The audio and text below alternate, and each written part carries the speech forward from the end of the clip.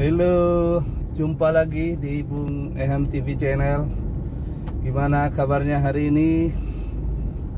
Ini hari Jumat. Bagi yang laki-laki siap-siap untuk sholat Jumat di Masjid Jami tentunya, di Masjid Raya ya. Karena ya lebih utama lah sholat Jumat itu di Masjid Raya ya, karena makna dari Jumat itu sendiri adalah berkumpul ya. Jumat itu artinya berkumpul dalam pengertian yang masif ya, yang besar ya. Gimana kabarnya hari ini? Semoga selalu sehat, bahagia, dan dalam limpahan kemurahan, nikmat, rahmat dari Allah Subhanahu wa Ta'ala buat kita semuanya tentunya ya, amin.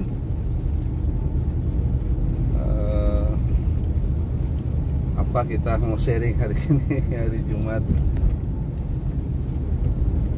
ya? Fenomena hari ini orang lagi pada senang apa ya?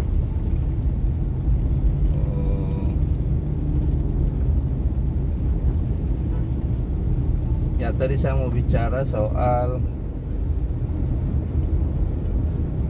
fenomena agnostik sebenarnya ya.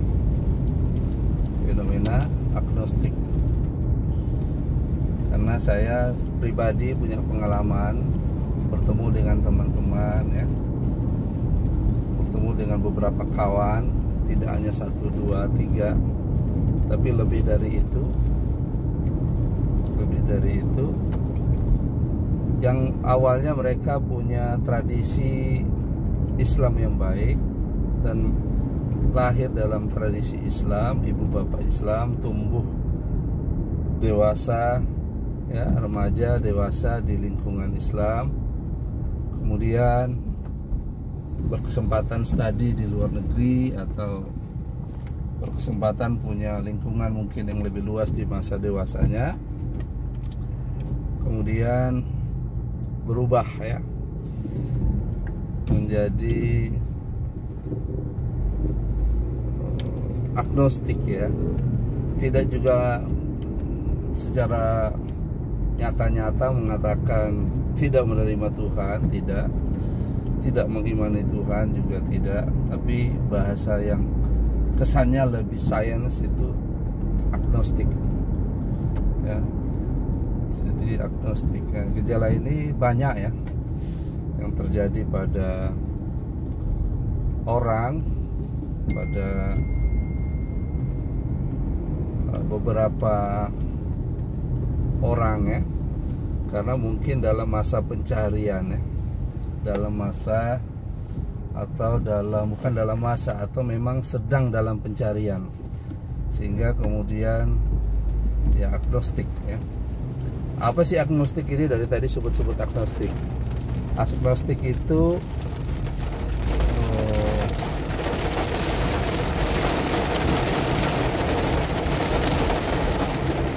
tidak mempercayai Tuhan karena tidak bisa membuktikannya bahwa Tuhan itu ada, tetapi juga tidak mengatakan bahwa Tuhan itu tidak ada, karena memang juga tidak bisa membuktikan bahwa Tuhan itu tidak ada. Jadi ya seperti itu ya, secara sederhana agnostik. Nah ini banyak terjadi, gejala ini, fenomena ini banyak terjadi di kalangan masyarakat, dan itu sedang dalam pencarian tadi kita sebutkan. Ini hujan-hujan, apakah kedengaran suara saya? Tahu ya, saya dekatin. Jadi ini banyak terjadi gejala ini. Jadi, tapi sebenarnya Islam itu, kalau kita kembali kepada iman Islam ya, kalau kita membuka ya kitab suci Al-Quran, banyak sekali penegasan-penegasan dari Allah bahwa memang kita untuk menerima Allah, beriman kepada Allah, Allah memerintahkan kita, mengajak kita untuk menggunakan indrawi kita, ya, untuk menggunakan dengan indrawi kita. Jadi Allah tidak hanya sekedar memerintahkan, tetapi memang Allah juga dengan kasih sayangnya, Rahman dan Rahimnya, memfasilitasi kita alat untuk bisa beriman atau menerima Allah Subhanahu wa ta'ala. Tapi kan memang di sini kan demarkasinya kan persoalan keimanan tadi. Persoalan keimanan. Ketika sudah tidak beriman kepada Allah, tentu turunannya juga tidak diterima, kan begitu. Kitab suci Al-Quran juga tidak diterima, kan. Begitu juga nabinya yang Allah turunkan juga tidak diterima. Jadi memang itu ya kesulitan bagi memahami ini ya, bagi keyakinan ini. Sehingga mereka lebih pada basisnya pada ilmu pengetahuan saja, akan menjadi penentu. Ilmu pengetahuan saja yang menjadi penentu.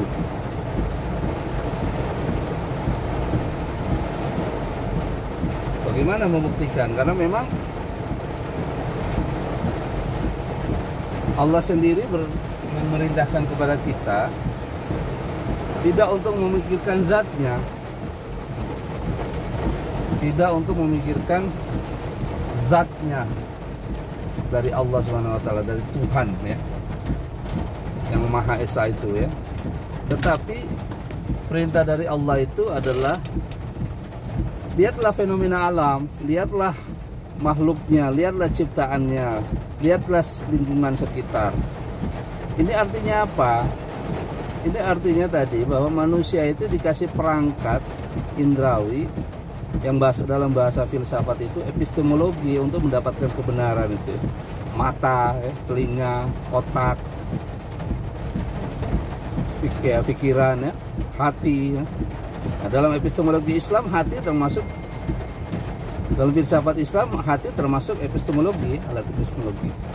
Mungkin dalam ilmu umum ya, filsafat umum tidak memasukkan hati sebagai alat epistemologi. Perbedaannya di sini.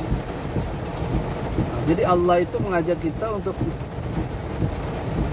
bagaimana mengenalnya lewat indrawi kita sebenarnya. Kalau kita kembali kepada kitab suci ya, Allah memperkenalkan dirinya itu Al-Fatihah saja ya. Diawali dengan Bismillahirrahmanirrahim, dengan menyebut nama Allah yang Maha Pengasih Penyayang. Gimana coba nggak Maha Pengasih Penyayang Allah itu ya? Sejak kita bangun tidur kita sudah menghirup oksigen. Oksigen ini apakah kemudian ujuk-ujuk ada gitu? Seperti itu, tidak ada yang membuatnya. Dan ini menjadi sangat baru terasa nilainya ketika kemudian kita sakit butuh oksigen ya. Kemarin COVID kan menjadi isu kan, berapa banyak kemudian orang tidak tertolong karena tabung oksigennya, stok oksigennya terbatas, baru bernilai rasa. Tapi ketika kemudian kita lagi keadaan sehat, normal-normal saja, mungkin kita lupa, kesannya tidak bernilai, padahal sangat-sangat berharga kan, padahal sangat-sangat berharga.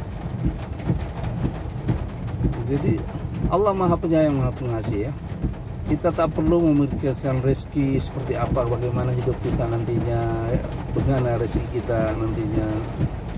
Sejak sebelum kita ada, dari kehidupan sebelum-sebelumnya, rezeki Allah itu selalu dinikmati oleh makhluk-makhluknya dan tidak pernah habis stok rezeki dari Allah itu. Kenapa kemudian kita hari ini ragu dengan rezeki kita yang ya hanya diri kita, katakanlah dengan orang yang kita sayangi, istri kita, anak kita, keluarga kita, dan orang-orang dekat kita, dibanding dengan semua makhluk hidup yang ada di dunia ini, yang Allah berikan rezeki semua dari ujung timur sampai ujung barat, ujung selatan sampai ujung utara ya. Kehidupan yang besar ini Allah kasih rezekinya kan? Jadi Masya Allah. Kemudian selanjutnya Alhamdulillahirabbil alamin. Segala puji hanya Tuhan, bagi Allah, Tuhan semesta alam ya. Rabbul alamin ya, Tuhan semesta alam ya. Jadi Allah memperkenalkan dia Tuhan semesta alam ya. Dialah pemilik kerajaan langit dan bumi ini, dan apa yang ada di antara keduanya, baik di dalam bumi, di dalam lautan, dalam perut bumi ini, semua milik Allah. Yang menguasai jagat raya ini ya, Tuhan semesta alam. Jadi Allah memperkenalkan dirinya itu seperti itu ya. Bagaimana Allah menciptakan silih berganti siang dan malam. Allahul ladzi khalaqas samawati wal arda wa ma bainahuma fi sittati ayyam. Ya. Allahul ladzi khalaqas samawati wal arda wa ma bainahuma, yang sudah saya sampaikan tadi, menciptakan langit dan bumi dan apa yang ada di antara keduanya. Fi sittati ayyam. Ya. Dalam 6 hari. Kemudian Allah itu yang mengatur segala kehidupan ini ya, kehidupan yang ada di dalam kehidupan di dunia ini, semua Allah yang mengatur ya. Jadi banyak ayat-ayat yang memperkenalkan Allah yang menciptakan silih berganti siang dan malam ya.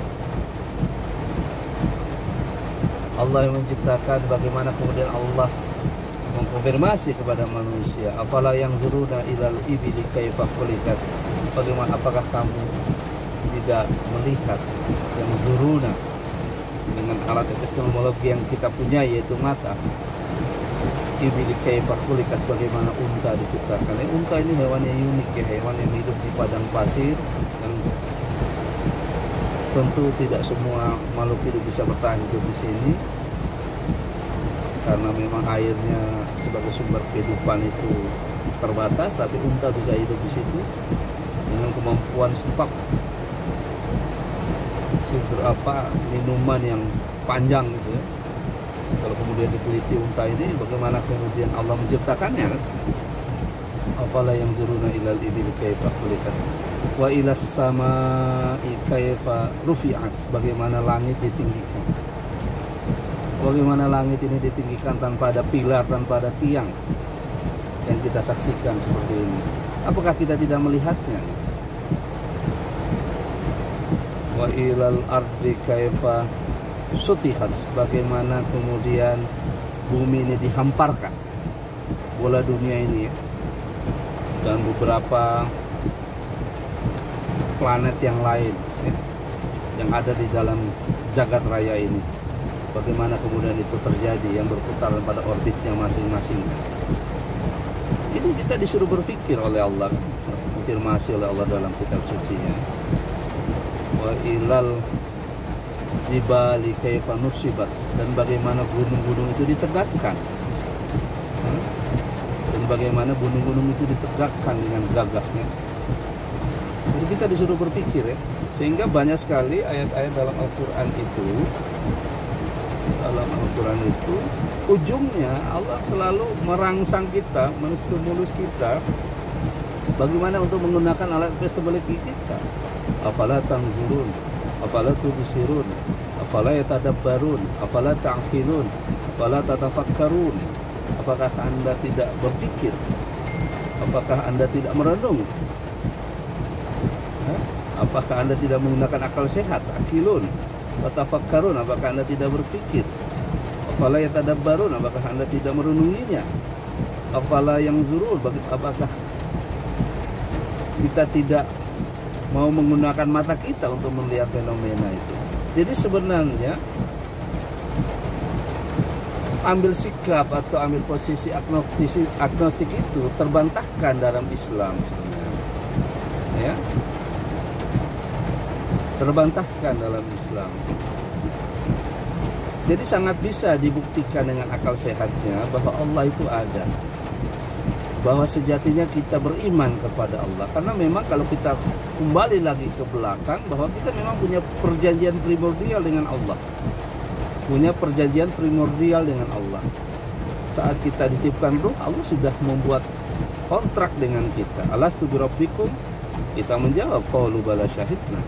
Jadi sesungguhnya bahwa manusia itu sejak ditiupkan ruh itu sudah punya perjanjian ya dengan Allah, bahwa dia berjanji bahwa Allah adalah Tuhannya, dia akan tunduk kepada Allah. Maka setiap orang yang baru lahir itu dalam keadaan fitrah. Apa yang dimaksud dengan fitrah itu? Ya, fitrah itu ya Islam itu sendiri. Fitrah itu ya Islam. Makanya Allah tegaskan dalam Al-Quran, inna dina indallahil Islam. Tidak ada ketundukan di sisi Allah itu, yang diterima di sisi Allah itu selain Islam. Sesungguhnya ketundukan, inna dina, sesungguhnya ketundukan di sisi Allah itu indallah, di sisi Allah Islam. Sesungguhnya ketundukan di sisi Allah itu Islam. Ini artinya menjelaskan tadi perjanjian primordial dengan Allah, ketika kemudian dalam perjalanan hidupnya bahwa bentuk dari berbakti kepada Allah Subhanahu wa taala, bentuk dari spiritualitas yang ini menjadi subjek, menjadi pencarian manusia untuk ketenangan dan kebahagiaan hidup itu, Allah sebutkan itu adalah Islam. Islam tentu tidak dipahami hanya sebatas lembaga institusi Islam yang sebagaimana kita pahami hari ini, tidak. Tapi mungkin tariklah coba dengan makna yang lebih esensial. Jadi tariklah dalam pengertian makna yang lebih esensi, ya, lebih substansi. Bahwa tidak ada ketundukan di sisi Allah itu adalah pasrah kepada Allah. Islam itulah pasrah kepada Allah, pasrah kepada pemilik kehidupan ini, pasrah kepada pemilik kerajaan langit dan bumi ini, pasrah kepada yang menciptakan kita semua ini, ya, kepada Allah Azza wa Jalla. Jadi ketika kemudian tadi fenomena agnostik tadi, ya, yang tidak bisa menerima, atau bahkan mereka sudah tumbuh dalam tradisi Islam, kemudian keluar dari Islam, kemudian menentukan sikap agnostik, ini menurut saya apa ya? Jadi ketika mereka menjunjung tinggi akal, menjunjung tinggi alat epistemologi, tapi alat epistemologinya tidak digunakan sebagai nama mestinya, yang seharusnya digunakan sebagai makhluk Allah. Karena orang untuk berbakti kepada Allah itu, Allah tidak mau kemudian makhluk ini mendekati Allah dengan tidak punya kesadaran. Nah ini nih, tidak punya keimanan, tidak punya kesadaran. Jadi wa ma khalaqtul jinna wal insa illa liya'budun, ya. Aku tidak ciptakan jin dan manusia ini kecuali untuk berbakti kepadaku, beribadah kepadaku, ya. Atau kalau kemudian kita ambil pemahaman yang sangat reduksionis, ya, menyembah, ya, itu menyembah tidak hanya cukup itu, ibadah itu tidak hanya menyembah, ya. Itu mereduksi kata ibadah kalau kita hanya maknai menyembah. Karena ibadah itu luas sekali maknanya, sehingga mungkin tidak ada bahasa Indonesia yang ekuivalen dengan kata ibadah, ya. Tapi cobalah kemudian kita memakai kata menyembah saja. Jadi menyembah kepadanya, beribadah kepadanya. Tetapi itu tidak bisa dilakukan oleh kita kalau kita tidak mengenal apa yang kita ibadahi, siapa yang kita ibadahi, siapa yang kita sembah, kan itu. Makanya fungsi kita diciptakan oleh Allah yang pertama adalah untuk mengenal Allah. Untuk mengenal Allah. Allah tadi pergunakan apa? Fasilitasi kita, Allah fasilitasi kita dengan sifat kasih sayangnya, alat epistemologi, ya, alat epistemologi. Alat epistemologi untuk bisa kemudian mengenal Allah. Ya, bisa mengenal ciptaan Allah, bisa memikirkan segala yang nampak ini ya, ciptaan Allah ini. Karena kita disuruh berpikir tentang ciptaannya, bagaimana kemudian ya luar biasa kita sebut ciptaan ini. Lihat di depan saya ada daun ya, ada batu, ada manusia ya. Manusia bisa menghasilkan berbagai macam bangunan-bangunan tinggi ya, otomotif. Itu kan Masya Allah. Siapa mengilhami itu kalau bukan Allah Azza wa Jalla? Jadi dia menciptakan semut ya, nyamuk yang begitu halus kakinya, sayapnya. Mungkin kita membuat duplikat nyamuk aja mungkin ya. Membuat duplikat sekecil itu 1:1 mungkin tidak mampu ya. Coba buat duplikat nyamuk. Pernah nggak lihat duplikat nyamuk 1:1 ya? Belum ya. Jadi apa saya bilang luar biasa ya makhluk dari Allah ini. Sehingga kemudian kalau kita gunakan alat epistemologi kita akan pasti mengenal Allah. Kita pasti akan sampai kepada Allah. Tidak dalam pengertian mengenal fisiknya, tapi menjadi kita punya kesadaran kebertuhanan. Memiliki kesadaran kebertuhanan, itu yang disebut beriman kepada Allah Subhanahu wa ta'ala. Kesadaran kebertuhanan artinya kita hidup ini, ketika kita bilang beriman, artinya membawa Tuhan dalam jiwa kita, membawa Tuhan dalam diri kita ya, kapanpun dan dimanapun. Itu yang bisa saya sampaikan ya, itu yang saya bisa sampaikan. Oke, yang bisa saya sampaikan. Selamat ya Pak, sholat Jumat bagi laki-laki. Saya tutup dengan billahi taufiq wal hidayah. Assalamualaikum warahmatullahi wabarakatuh.